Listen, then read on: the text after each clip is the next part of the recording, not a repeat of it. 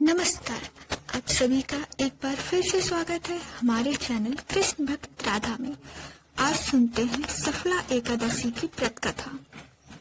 महाराज युधिष्ठिर ने भगवान श्री कृष्ण से पूछा, हे भगवान, पौष कृष्ण पक्ष की एकादशी का क्या नाम है और इस दिन किस देवता की पूजा करनी चाहिए और इसकी क्या विधि है? कृपा करके मुझे बताएं। भक्तवत्सल श्री कृष्ण ने कहा, हे धनराज, मैं तुमसे स्नेह करता हूँ, इसलिए एकादशी व्रत का महत्व कहता हूँ। इस एकादशी का नाम सफला एकादशी है। इस दिन भगवान नारायण की पूजा की जाती है। विधि पूर्वक इस व्रत को करना चाहिए। जिस प्रकार नागों में शेषनाग, पक्षियों में गरुड़ और ग्रहों में चंद्रमा श्रेष्ठ हैं, यज्ञों में अश्वमेघ और देवताओं में श्री विष्णु भगवान श्रेष्ठ हैं, उसी तरह व्रतों में एकादशी का व्रत श्रेष्ठ है। जो मनुष्य सदैव एकादशी का व्रत करते हैं वो मुझे परम प्रिय हैं। अब मैं इस व्रत की कथा कहता हूँ, ध्यान पूर्वक सुनो। चंपावती नगरी में माहेश्मती नाम का राजा राज्य करता था। उसके 4 पुत्र थे। उनका सबसे बड़ा पुत्र लुम्पक महापापी था। वह पापी हमेशा पर स्त्री वैश्यागमन करता तथा दूसरे बुरे कर्मों में अपने पिता का धन नष्ट करता था और सदैव ही ब्राह्मण, देवता और वैष्णव की निंदा किया करता था। जब राजा को अपने बड़े पुत्र के कुकर्मों का पता चला तो उन्होंने उसे अपने राज्य से बाहर निकाल दिया। तब उसने विचार किया कि अब मैं कहाँ जाऊं और क्या करूं। अंत में उसने चोरी करने का निश्चय किया। दिन में वह वन में रहता और रात में अपने पिता की नगरी में चोरी करता और प्रजा को तंग करने और उन्हें मारने का कुकर्म करने लगा।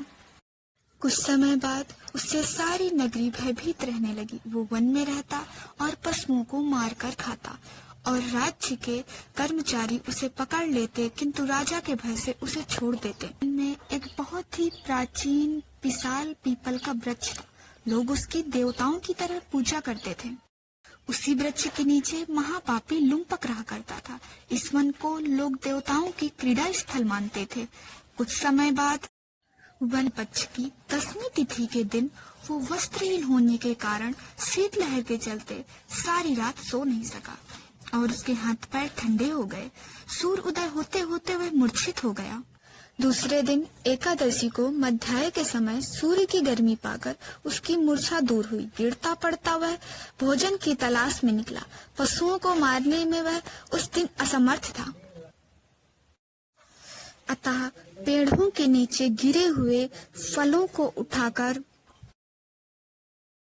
उसी पीपल के वृक्ष के नीचे आ गया और कहने लगा, हे भगवान, ये फल आपको ही अर्पण है, आप ही तृप्त हो जाएं। उस रात्रि को भूख के कारण उसे नींद भी नहीं आई। उसके इस उपवास और जागरण से भगवान अत्यंत प्रसन्न हो गए और उसके सारे पाप नष्ट हो गए। दूसरे दिन सुबह ही एक बहुत सुंदर घोड़ा उसके सामने आकर खड़ा हो गया। उसी समय आकाशवाणी हुई, हे राजपुत्र, श्री नारायण की कृपा से तेरे सभी पाप नष्ट हो गए हैं। अब तू अपने पिता के पास जाकर राज्य को प्राप्त कर ले।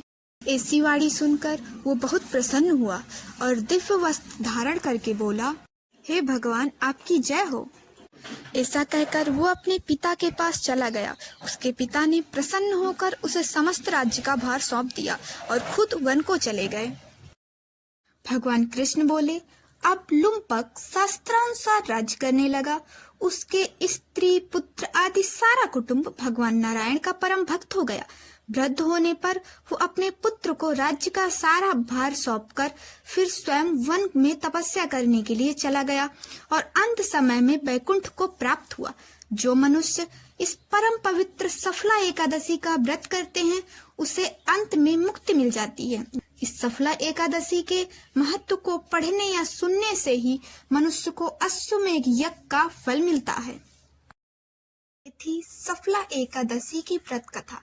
आपको ये कथा कैसी लगी कमेंट करके जरूर बताएं और साथ ही मेरे चैनल कृष्ण भक्त राधा को सब्सक्राइब करना ना भूलें। धन्यवाद।